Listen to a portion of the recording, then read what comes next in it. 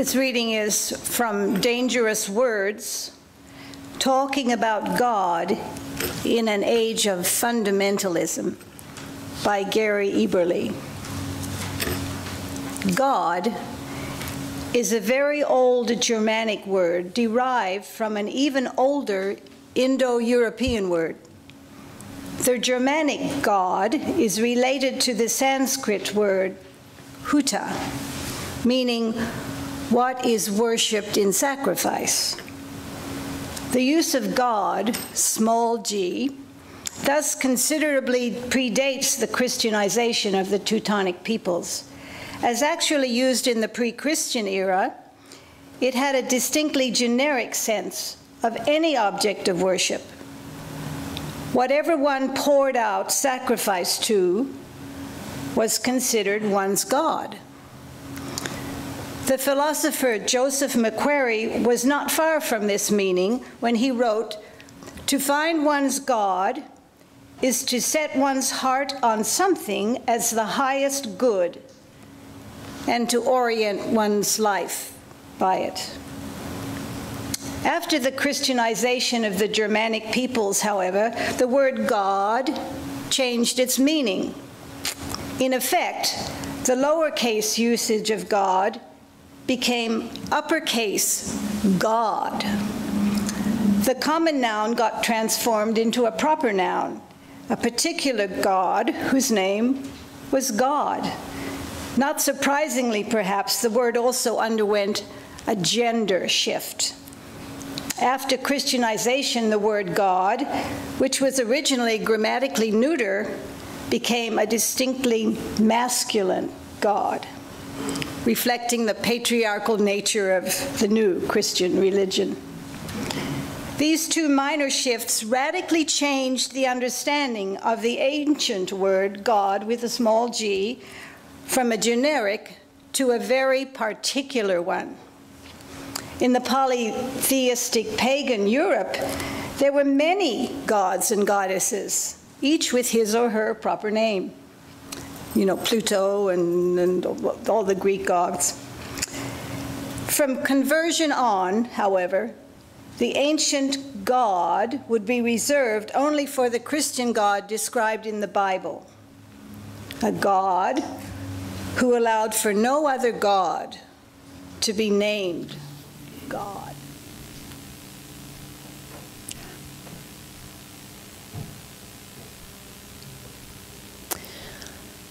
It's pretty small, so I'll have to describe it to you.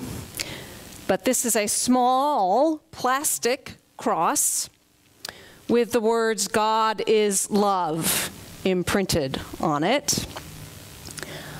I think that I've had it since I was about 8 or 9 years old. It glows in the dark, or at least it used to. I have kept it all these years on my home altar alongside other keepsakes, these pieces of my heart. They include a note from my husband that he sent with the first flowers that he sent me. There's another note on my home altar from our girls who wrote us a little congratulations when we became engaged to officially blend our families 14 years ago. Also on my home altar are 4 photos of Indian gurus, 4. 2 other cross icons, a yin-yang symbol, a rock painted with the word happiness, a little card from a Catholic bookstore that has on the back of it a prayer to consecrate the family. I'm not taking any chances. I want to include everything in my naming of the holy. Like Nancy Schaefer, I want everyone to feel included in my prayers. But I don't mean those who would pray with me. I mean, I want to be inclusive in my naming. I want to make sure that the unnameable, the unfathomable, who may or may not be listening, is mentioned in my prayers and represented on my altar. I want it all on my altar to the life living in and through me, as Schaffer invokes in her poem, that which holds all. Spirit, Holy One, Mystery, God, Spirit of life, Spirit of love, Ancient Holy One, mystery we will not ever fully know, gracious God, Spirit of this earth, God of Sarah, Gaia, Thou.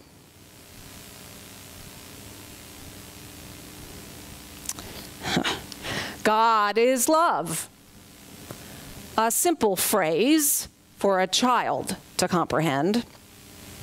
A simple phrase even for a child to question. A child's first gods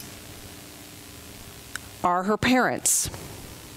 By the time she reaches 8 or 9, the age I probably was when I got that cross, the child begins to suspect that her gods are not so perfect.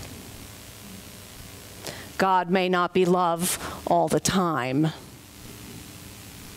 But in the stories, in the myths handed from one generation to the next, we begin to make sense of our life, even at a very childish and literal level.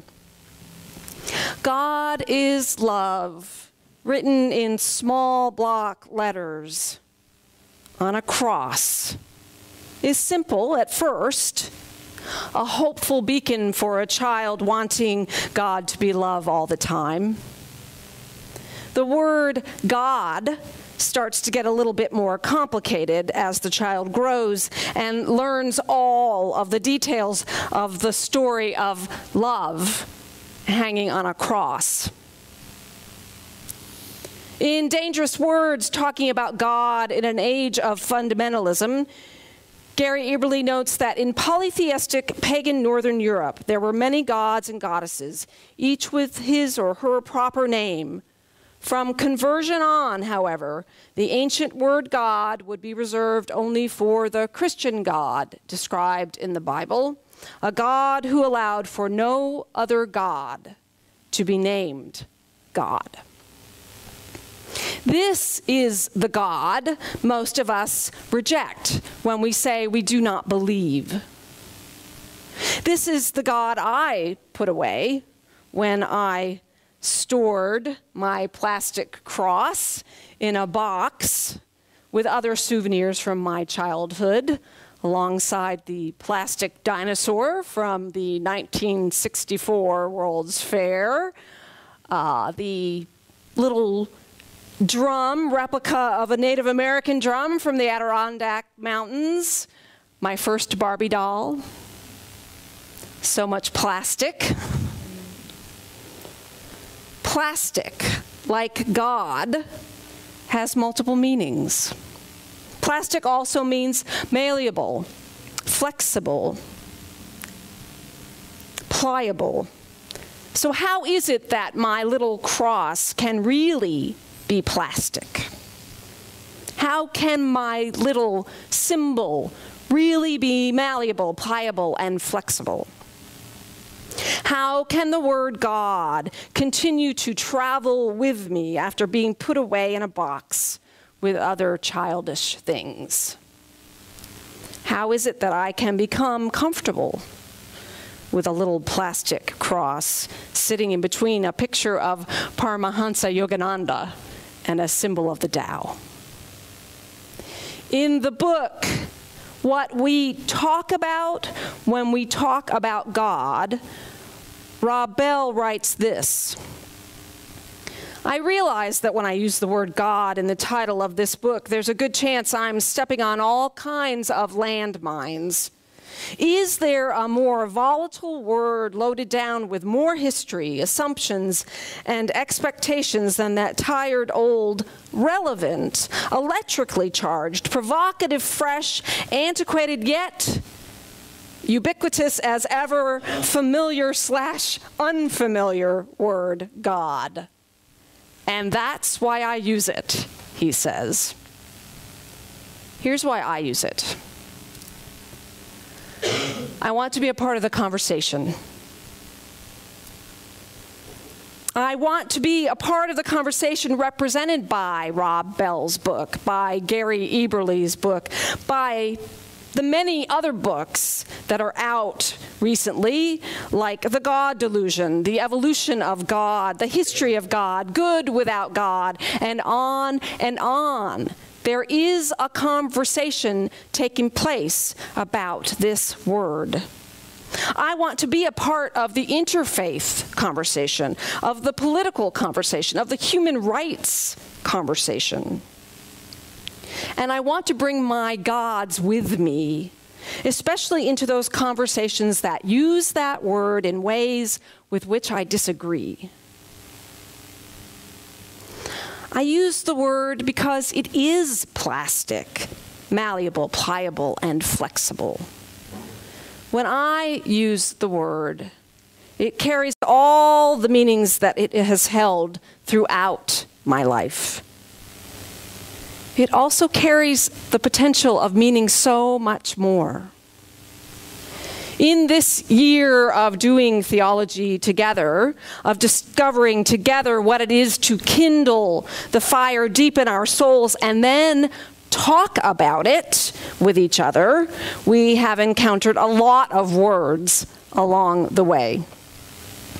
We have explored a lot of theological themes together. Forgiveness and reconciliation, covenant, beauty, evil, embodiment, faithfulness, gratitude, mystery and wonder, Sabbath, joy, death, hospitality, peace and nonviolence, the sacred, love, grace, suffering, justice, hope, and now, God. If you are keeping track, and I hope you are, here's what we have left to cover. Interdependence, prayer, self-care, silence, salvation, and finally, evolution.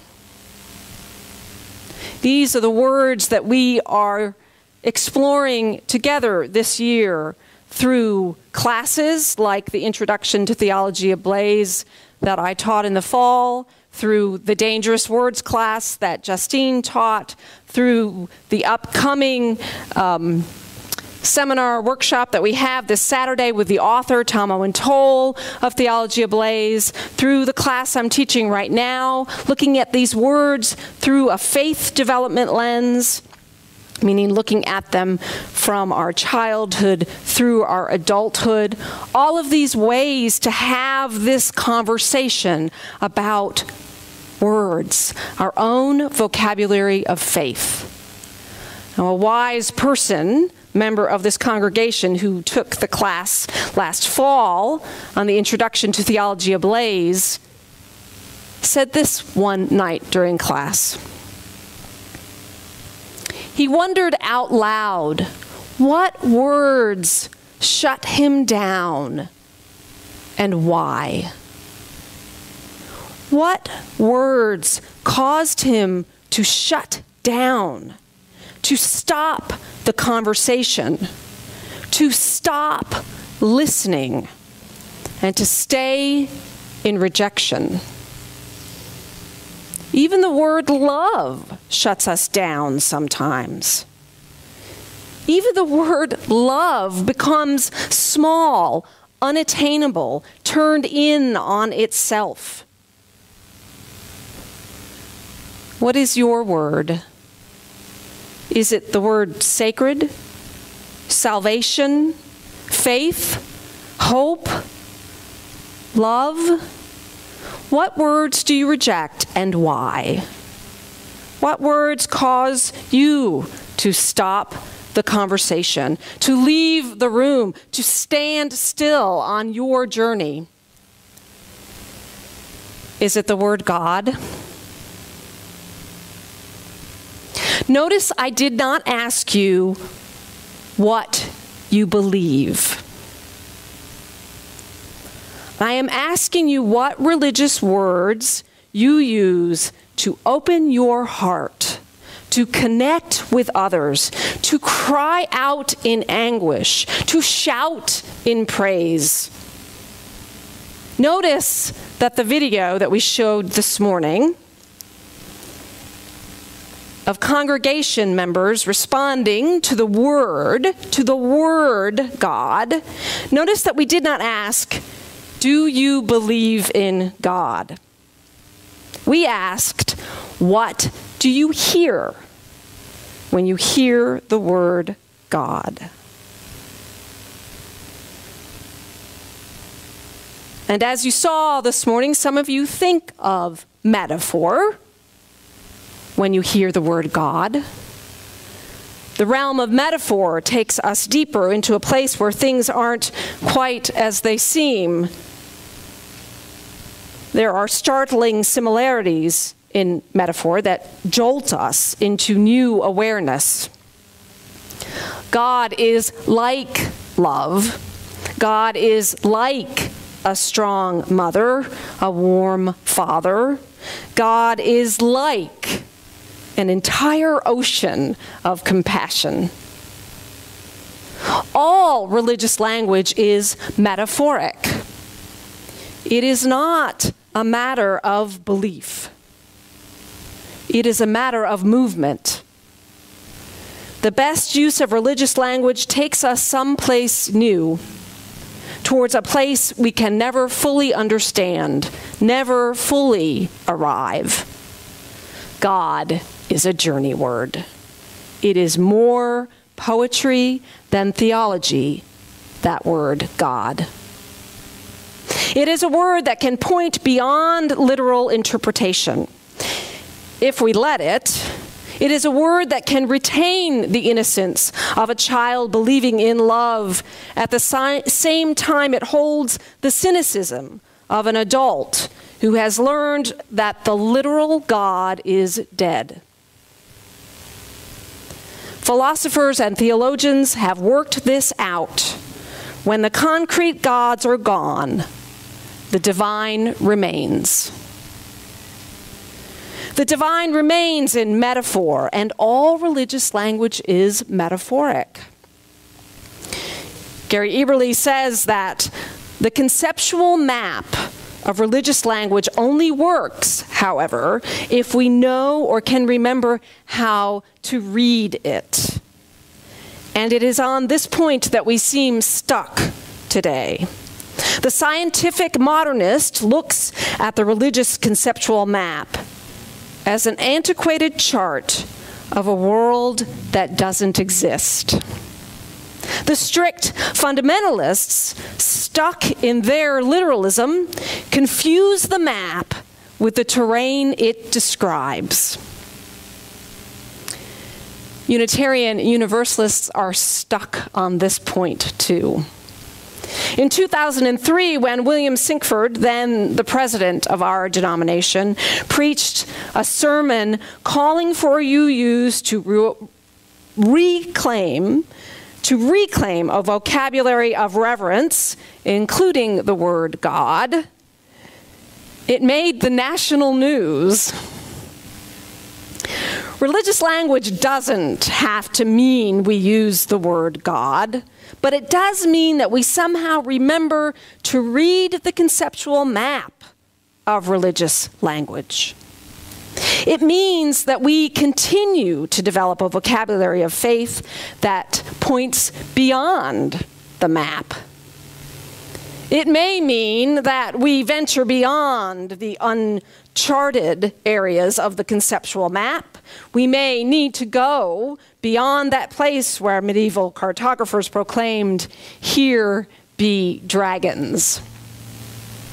We may need to wrestle with the literal gods we have rejected in order to find gods beyond all naming. Now, right now, I do not have a home altar. The table I was using for it is still in Dallas with my husband, Frank, as most of you know, still lives in Dallas.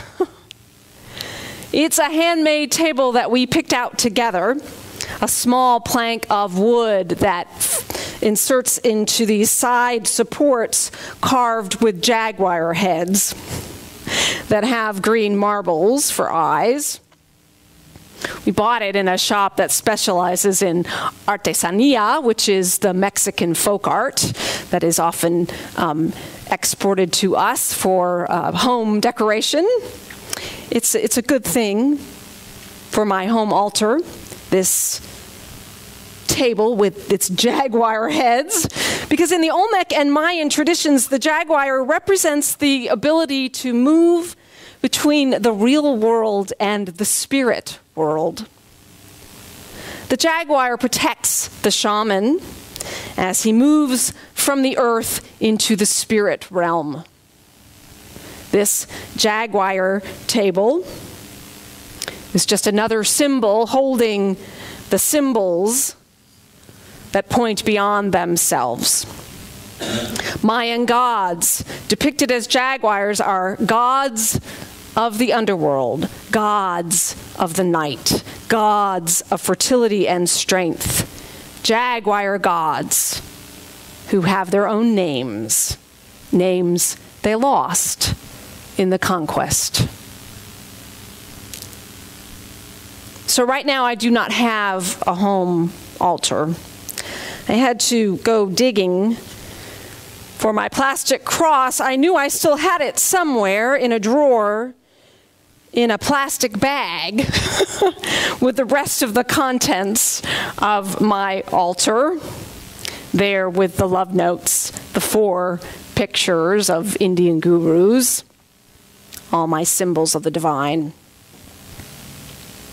Now, it is more than 40 years old, and I did not know if it really could retain its ability to glow in the dark.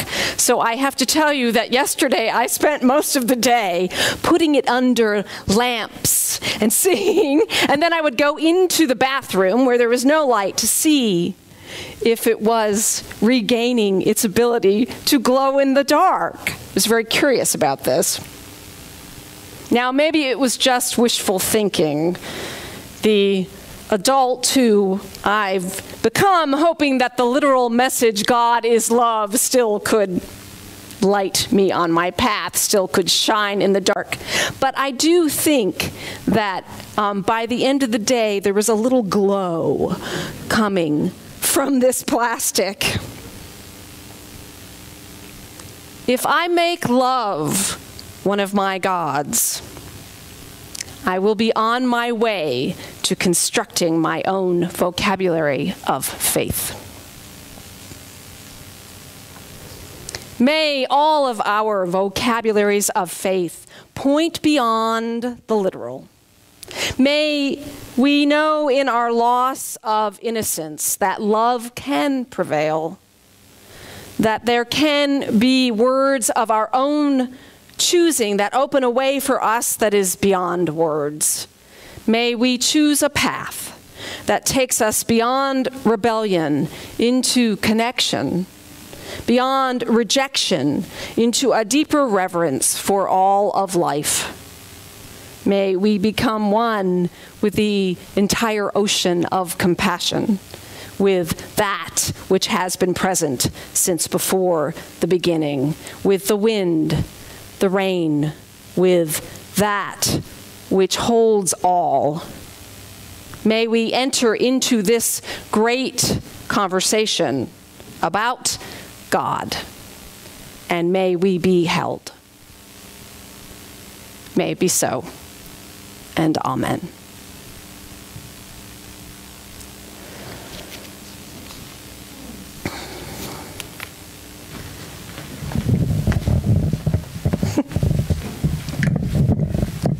As you go into your week, see where you enter into this conversation.